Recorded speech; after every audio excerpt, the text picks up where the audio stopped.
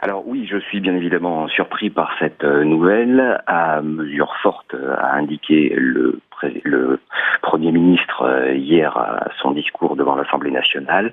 Il devait y avoir des réponses fortes, a-t-il indiqué. Je constate que la première réponse du Premier ministre, c'est de faire arrêter Dieudonné. Je pense que cette chose n'est absolument pas d'actualité et que vraisemblablement on se trompe de cible. Dieudonné a été arrêté ce matin avec une espèce de déchaînement de moyens. On peut parler comme cela, puisque ce sont 10 policiers qui se sont présentés chez lui pour l'arrêter effectivement. Alors, a priori, il s'agirait de faits d'apologie. L'apologie est définie dans le code pénal, au titre de la loi de 1881.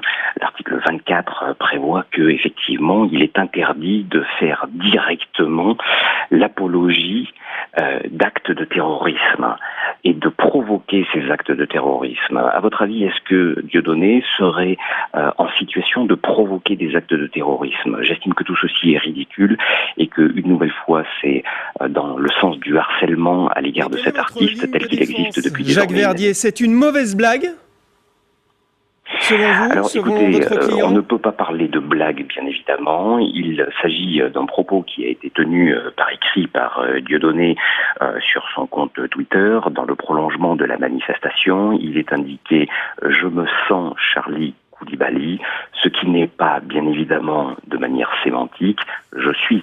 Charlie Coulibaly. Donc il n'y a aucune espèce d'identification, bien évidemment, au tueur de ces diverses personnes qui ont été prises en otage à Paris.